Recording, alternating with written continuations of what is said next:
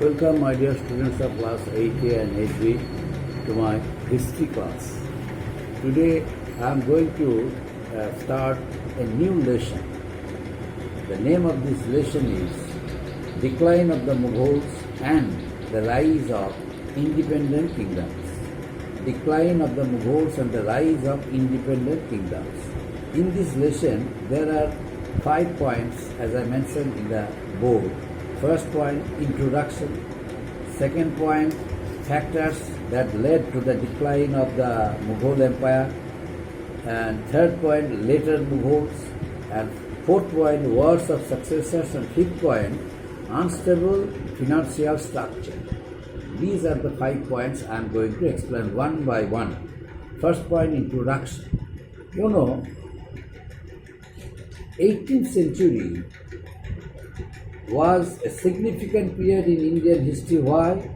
Because the map and landscape of India was totally changed. Totally changed. The most powerful empire was the Mughal Empire during medieval period. It established during established in the mid-16th century and was beginning to show signs of decay. That very empire which was established strongly in India during the medieval period, that century came to an end because of weak successors. All the predecessors of them who ruled strongly, they had administrative skills, they had talents, they had good techniques and methods through which they could rule the country. But the weak successors, who were known as later Mughals, neither they had any capability to control any situation peacefully, nor they could manage any political affairs peacefully. And that's why the empire came to an the former glory of the Mughals, the former image of the Mughals came to an end. And next one, factors that led to the decline of the Mughal Empire. What were the factors that led to the decline of the Mughal Empire? There were certain factors, my dear students. There were certain factors which led to the decline of the Mughal Empire. What were the factors? Number one, the later Mughals, the later Mughals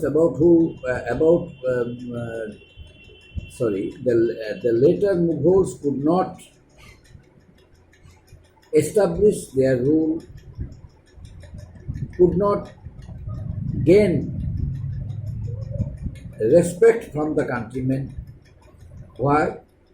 Because they were pleasant-seeking ruler. The later Mughals, could not establish their rule, could not gain faith from his countrymen, because they always remain busy in entertainments, in enjoying they always remain busy enjoying entertainments, recreative works.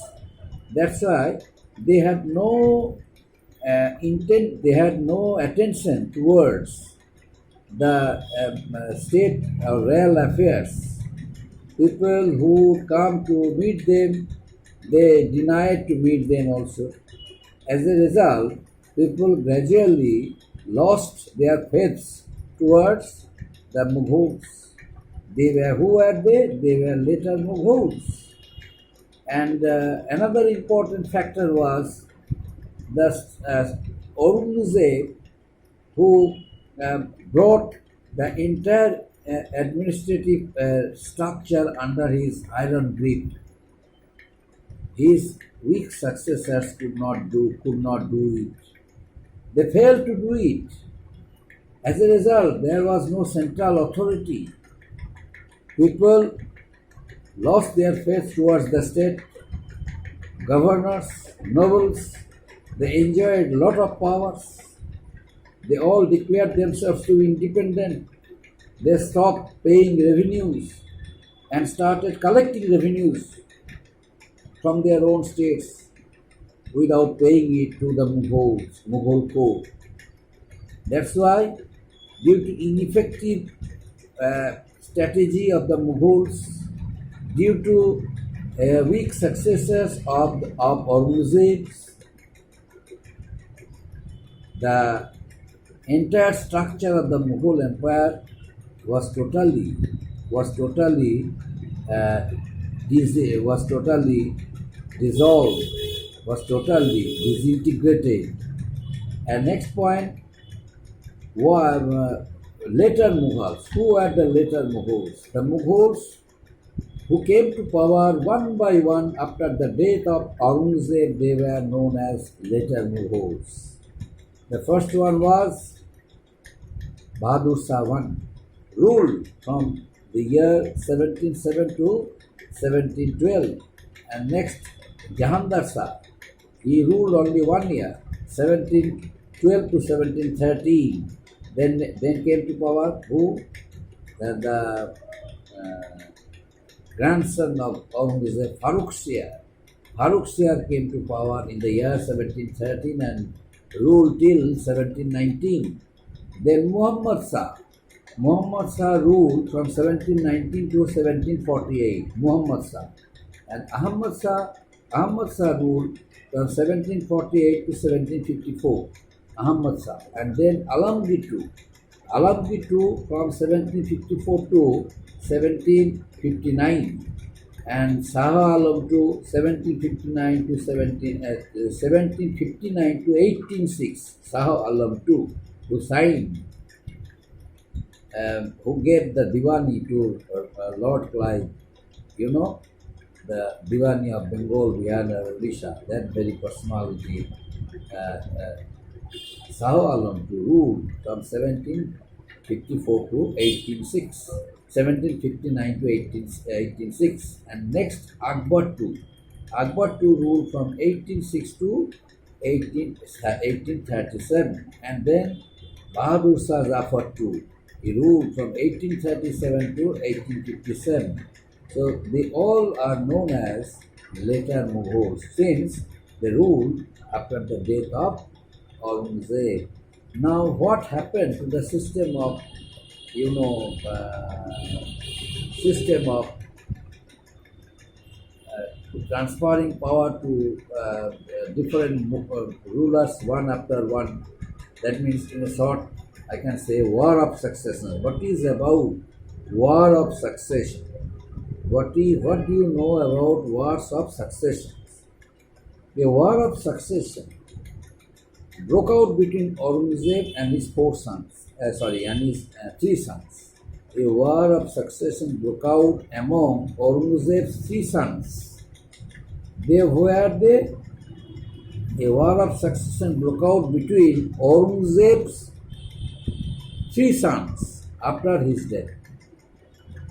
Among them, Bahadur Shah I came to power, who also was known as Shah Alam I. He ascended the throne in the year 1770. And soon after his death, another war of succession also took place between his four sons. These four sons, Jahandar Shah emerged victorious chiefly with the help of Zulfikar Khan, a powerful noble. Every time a ruler died, a war of succession broke out and caused great political turmoil. This was because the law of the country, the law of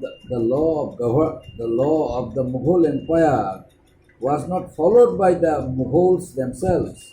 As a result, always after the death of one ruler, a war of succession continued, or war of succession for started between different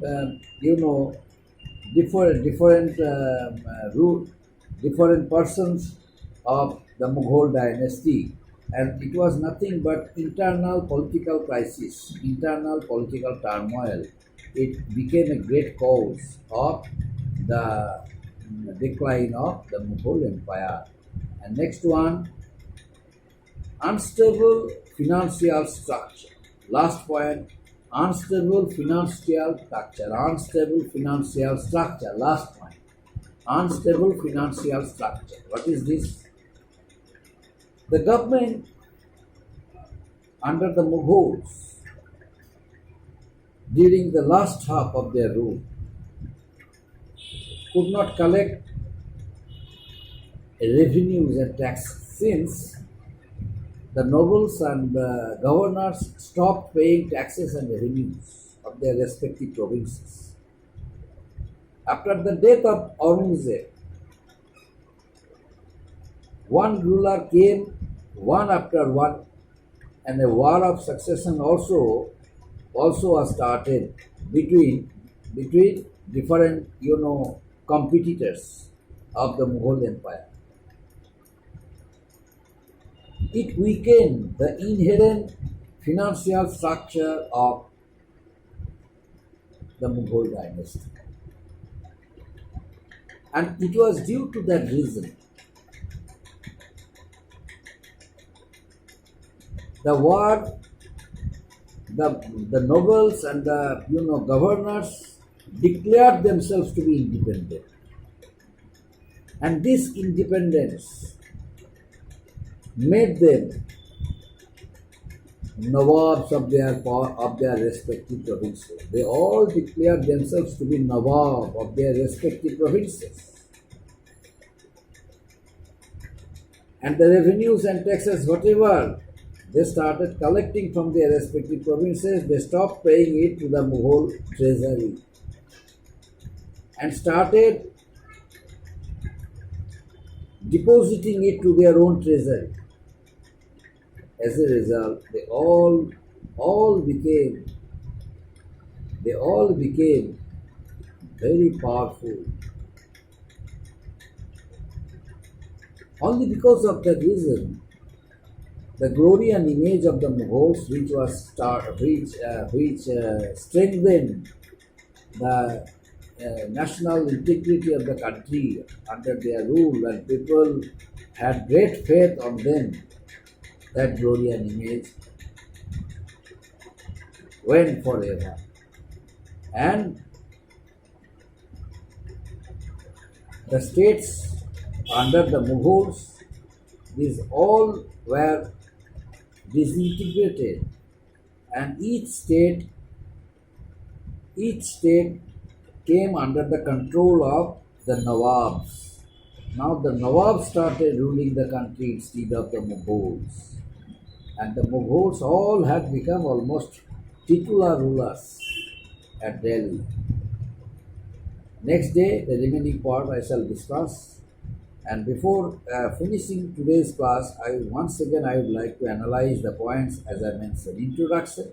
The Mughal rulers earlier were very strong politically, financially, strategically, economically. They all were very much powerful. That's why they were able to rule, they were able to establish a very strong dynasty during medieval period. But after the death of Mughal Emperor Aurangzeb, his weak successors could not establish the image of the Mughals. They failed to continue the rule under the Mughals, although the Mughals continued ruling the country for few years, but they lost the faith of the common people. As a result, Mughal Empire was bound to be a failure. The weak successors of the Mughals came to power one after one, but Aurangzeb's successors could not achieve success because of war of succession. One ruler died, and then a war of succession was started between different competitors, and one would come to power. Then, after the death of that very person, again a war of succession continued, war of succession started, which affected the image of the Mughals. And later Mughals, one after one came to power. For example, Bahadur Shah one, then Shah Jahandar Shah, then Farooq Shah, then Muhammad Shah, then Ahmad Shah, then Shah Alam II, Alamgir II, then Shah Alam II, then Akbar II, and finally Bahadur Shah Zafar. So they came to power one by one, but they could not achieve success. They could not achieve success because all the regional kingdoms declared themselves to be independent and stopped paying taxes and revenues to the court, to the Mughals. And the Mughals had no financial capability through which they could attack them, because soldiers were not paid their salaries from, and those who have not paid their salaries, the soldiers, they joined under the nobles. So nobles became powerful than the Mughals, and ultimately some nobles started killing some Mughals in the interest of countrymen, because countrymen became very much aggressive, furious, and that's why this kind of situation or political turmoil became a great cause of failure. As a result, the Mughal Empire declined. And next one, financial structure of the country was really not under the control of the Mughals. Financial structure had become very, very weak, very weak. Inefficiency of the rulers had become a great cause for that, and that's why they all depended on the regional kingdoms. They depended on their low income, but the former glory and image came to an end because of their unstable financial structure. Up to this, my dear students.